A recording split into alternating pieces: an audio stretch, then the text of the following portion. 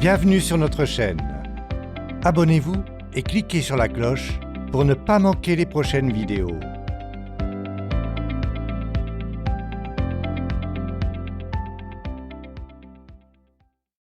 Je connais Harold Abbott depuis des années. Il vivait à Webb City dans le Missouri et était mon manager de conférence. Un jour que nous nous retrouvâmes à Kansas City, il proposa de me ramener à ma ferme à Belton. Pendant le trajet, je lui demandai comment il faisait pour éviter de stresser. Il me raconta alors une histoire inspirante que je n'oublierai jamais. J'avais l'habitude d'angoisser beaucoup, commença-t-il. Mais un jour du printemps 1934, j'étais en train de descendre West Dougherty Street à Webb City, quand je vis une scène qui chassa tous mes soucis. Tout se passa en 10 secondes, mais durant ces 10 secondes, j'en appris plus sur comment vivre que durant les 10 années précédentes. Cela faisait 2 ans que j'avais ouvert une épicerie à Webb City. Non seulement j'y avais englouti toutes mes économies, mais j'accumulais des dettes qu'il me fallut 7 ans pour rembourser. Mon épicerie avait fermé ses portes le samedi précédent. Ce jour-là, je me rendais à la Merchants and Miners Bank pour emprunter de l'argent afin de pouvoir aller à Kansas City pour y chercher du travail. Je marchais comme un homme vaincu. J'avais perdu la foi et la volonté de me battre. Puis soudain, je croisai dans la rue un homme amputé des 2 jambes. Il était assis sur une petite plateforme en bois, équipée de roues de patins à roulettes. Il se propulsait avec un bloc de bois dans chaque main. Il arriva devant moi après avoir traversé la rue et se souleva de quelques centimètres pour monter sur le trottoir. Tandis qu'il inclinait sa petite plateforme en bois, son regard croisa le mien. Il me salua avec un grand sourire. « Bonjour monsieur, quelle belle matinée, n'est-ce pas ?» lança-t-il gaiement. Comme je le regardais, je réalisais combien j'étais riche. J'avais 2 jambes, je pouvais marcher. Je me sentis honteux de mon apitoiement. Je me dis que s'il pouvait être heureux, gai et sûr de lui sans jambes, je le pouvais certainement avec des jambes. Je pouvais déjà sentir ma poitrine se gonfler. J'avais eu l'intention de demander un prêt de $100 à la Merchants and Miners Bank. Mais j'avais à présent le courage d'en demander 200. J'avais eu l'intention d'expliquer que je voulais aller à Kansas City pour essayer d'obtenir du travail. Mais je leur annonçais avec assurance que je voulais aller à Kansas City pour obtenir du travail. J'obtins le prêt et puis le travail. J'ai collé les mots suivants sur le miroir de ma salle de bain et je les lis chaque matin en me rasant. J'avais le blues parce que je n'avais pas de souliers, jusqu'à ce que dans la rue, je croise un homme sans pied. Je demandai un jour à Eddie Rickenbacker quelle avait été la leçon la plus importante qu'il avait apprise lorsqu'il avait dérivé avec ses compagnons sur des radeaux de sauvetage pendant 21 jours, complètement perdus dans le Pacifique. « La plus grande leçon que j'ai tirée de cette expérience, répondit-il, est que tant que l'on a toute l'eau douce que l'on veut boire et toute la nourriture que l'on veut manger, l'on ne devrait jamais se plaindre de quoi que ce soit. » Le magazine Time publiait un article sur un sergent qui avait été blessé à Guadalcanal. Touché à la gorge par un fragment d'obus, ce sergent avait reçu 7 transfusions sanguines. Il écrivit une note à son médecin demandant « Vais-je vivre ?» Le médecin répondit « Oui ». Il écrivit un autre message demandant « Serais-je capable de parler ?» De nouveau, la réponse fut « oui ». Il écrivit ensuite un dernier message qui disait « Alors, de quoi ai-je à m'inquiéter ?» Pourquoi ne vous arrêteriez-vous pas tout de suite pour vous demander « Alors de quoi ai-je à m'inquiéter ?» Vous découvrirez probablement que vos soucis sont comparativement sans importance et insignifiants. Dans notre vie, environ 90% de choses vont bien et environ 10% vont mal. Pour être heureux, il nous suffit de nous concentrer sur les 90% qui vont bien et ignorer les 10% qui vont mal. Si nous voulons être stressés et amers et avoir des ulcères d'estomac, il nous suffit de nous concentrer sur les 10% qui vont mal et ignorer les 90% qui vont bien. Les mots « think and thank », réfléchir et remercier, sont gravés sur de nombreuses églises corwelliennes d'Angleterre. Ces mots devraient être inscrits dans nos cœurs aussi. Réfléchir et remercier. Réfléchir à toutes les choses pour lesquelles nous sommes reconnaissants et remercier Dieu pour toutes nos aubaines et abondances. Jonathan Swift, auteur du roman Les Voyages de Gulliver, était le pessimiste le plus critique de toute la littérature anglaise. Il regrettait tellement d'être venu au monde qu'il portait du noir et jeûnait le jour de son anniversaire. Pourtant, dans son désespoir, ce suprême pessimiste louait les pouvoirs de guérison de la bonne humeur et du bonheur. Les meilleurs médecins du monde, déclara-t-il, sont le docteur Diète, le docteur Tranquille et le docteur Joyeux. Vous et moi pouvons disposer gratuitement des services du docteur Joyeux à toute heure de la journée, en nous concentrant sur les incroyables richesses en notre possession, des richesses dépassant de loin les trésors légendaires d'Ali Baba. Vendriez-vous vos 2 yeux pour $1 milliard? Qu'accepteriez-vous en échange de vos 2 jambes, vos mains, votre ouïe, vos enfants, votre famille? Additionnez tous vos trésors et vous verrez que vous ne céderiez pas ce que vous avez pour tout l'or jamais amassé par les Rockefeller, les Ford et les Morgan combinés. Mais apprécions-nous vraiment nos chances? Ah non, comme Schopenhauer le disait, nous pensons rarement à ce que nous avons, mais toujours à ce qui nous manque. Oui, et la tendance à penser rarement à ce que nous avons, mais toujours à ce qui nous manque, est la plus grande tragédie sur Terre. Elle a probablement causé plus de malheur que toutes les guerres et les maladies de l'histoire de l'humanité. C'est cette tendance qui poussa John Palmer à passer d'un type ordinaire à un vieux ronchon et faillit détruire son foyer. Je le sais parce qu'il me l'a raconté. M. Palmer vit à Paterson, dans le New Jersey. Peu après être revenu de l'armée, je m'établis à mon compte. Je travaillais dur jour et nuit. Les choses allaient bon train. Puis les ennuis commencèrent. Je n'arrivais pas à me procurer des pièces et matériaux. J'avais peur de devoir renoncer à tous mes efforts. Chers auditeurs, n'oubliez pas de vous abonner à la chaîne pour ne pas manquer les nouvelles vidéos.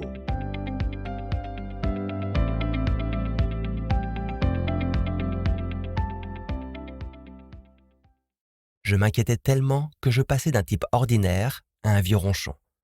Je devins si amer et fâché que, eh bien, je ne le savais pas à l'époque, mais je le réalise maintenant, je passais près de détruire mon foyer heureux. Puis un jour, un jeune vétéran infirme qui travaillait pour moi me dit « Johnny, tu devrais avoir honte. Tu agis comme si tu étais la seule personne à avoir des problèmes au monde. Admettons que tu dois vraiment fermer boutique un moment. Et alors? Tu pourras rouvrir quand tout redeviendra normal. Tu devrais être reconnaissant pour tout ce que tu as. Pourtant, tu n'arrêtes pas de ronchonner. Mon vieux, comme j'aimerais être à ta place. Regarde-moi, il ne me reste qu'un bras et je suis à moitié défiguré. Pourtant, je ne me plains pas. Si tu n'arrêtes pas de ronchonner et de râler, tu ne perdras pas seulement tes affaires, mais aussi ta santé, ta maison et tes amis. » Ces paroles me figèrent sur place. Elles me firent comprendre combien j'étais bien loti. Je résolus sur le champ de changer et de redevenir comme j'étais avant, ce que je fis. Une de mes amies, Lucille Blake, dut se retrouver au bord de la tragédie pour apprendre à apprécier ce qu'elle avait, au lieu de s'inquiéter de ce qui lui manquait. J'ai fait la connaissance de Lucille il y a longtemps, quand nous étudions tous les deux l'écriture de nouvelles à l'école de journalisme de l'Université de Columbia. Quelques années plus tôt, alors qu'elle vivait à Tucson, dans l'Arizona, elle avait eu le choc de sa vie. Sa vie? Eh bien, voici l'histoire telle qu'elle me l'a racontée. Ma vie n'était qu'un tourbillon d'activités. Étudier l'orgue à l'Université d'Arizona, donner des leçons d'élocution en ville et enseigner la musique au Desert Willow Ranch, où je logeais. Je participais à des fêtes, à des danses, à des balades à cheval sous les étoiles. Un matin, je fis un malaise. Mon cœur. « Vous allez devoir garder le lit pendant 1 an, repos absolu, » me dit le docteur. Il ne m'encouragea pas à croire que je reprendrais jamais mes forces.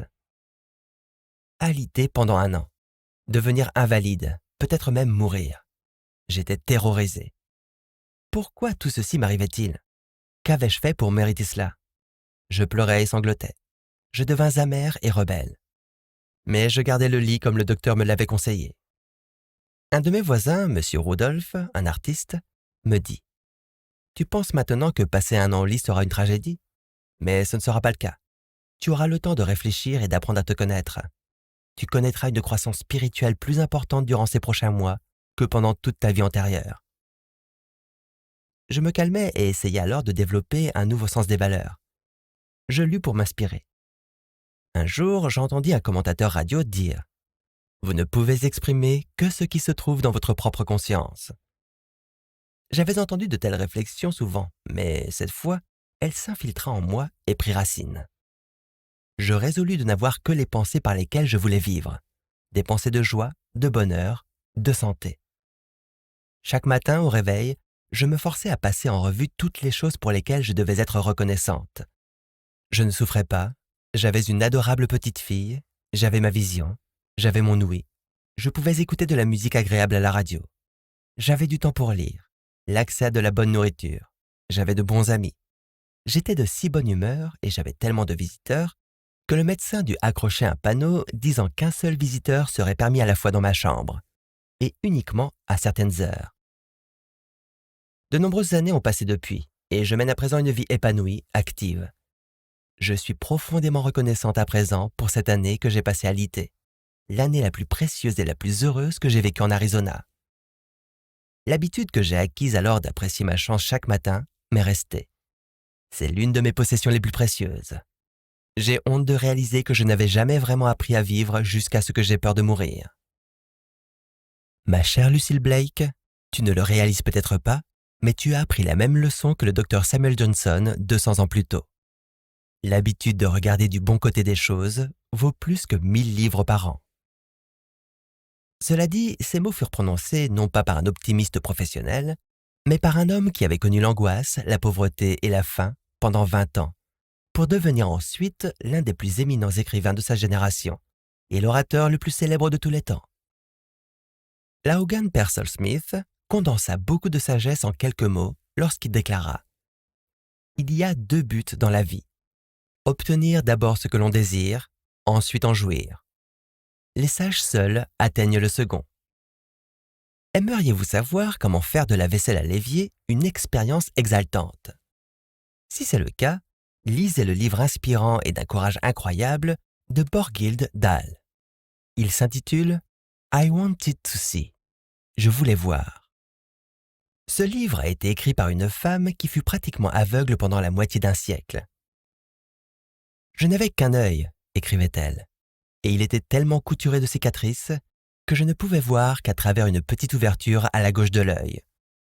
Je ne pouvais lire un livre qu'en le tenant tout près de mon visage et en faisant pression autant que je le pouvais sur mon unique œil, pour le bouger sur la gauche. Mais elle refusait qu'on la prenne en pitié, refusait d'être considérée comme différente. Enfant, elle voulait jouer à la marelle avec ses voisines, mais ne pouvait voir les marques par terre. Alors, quand les autres enfants étaient rentrés chez eux, elle rampait sur le sol en approchant le visage tout près des marques. Elle mémorisa chaque centimètre carré du trottoir où ses amis et elle jouaient, et bientôt devint imbattable au jeu. À la maison, elle lisait en tenant un livre imprimé en gros caractères si près de ses yeux que Cécile effleurait les pages. Elle décrocha 2 diplômes d'université, une licence de lettres à l'Université du Minnesota et une maîtrise de lettres à l'Université de Columbia. Elle commença à enseigner dans le minuscule village de Twin Valley, dans le Minnesota, et grimpa les échelons jusqu'à devenir professeure de journalisme et de littérature à l'Augustana College à Sioux Falls, dans le Dakota du Sud. Elle y enseigna pendant 13 ans, fit des présentations pour des clubs féminins et parla à la radio de livres et d'auteurs. Dans un coin de ma tête, écrivit-elle, avait toujours rôdé la hantise de la cécité totale. Pour la surmonter, j'ai adopté une attitude enjouée, presque exubérante, envers la vie. Puis, en 1943, alors qu'elle avait 52 ans, un miracle eut lieu. Une opération à la célèbre Mayo Clinic lui permit de voir 40 fois mieux qu'avant. Un monde de beauté, nouveau et passionnant, s'ouvrit devant elle.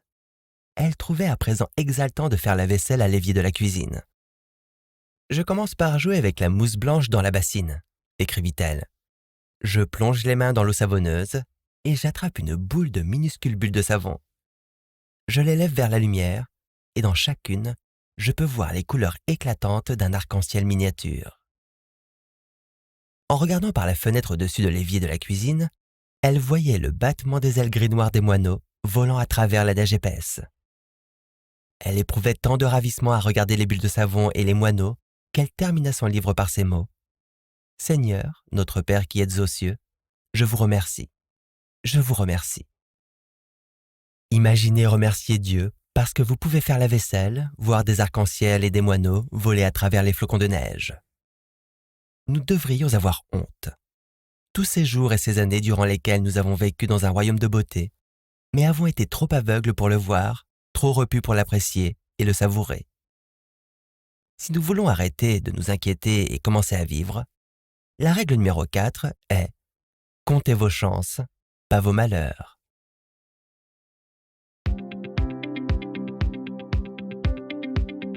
Nous espérons que vous avez aimé la vidéo.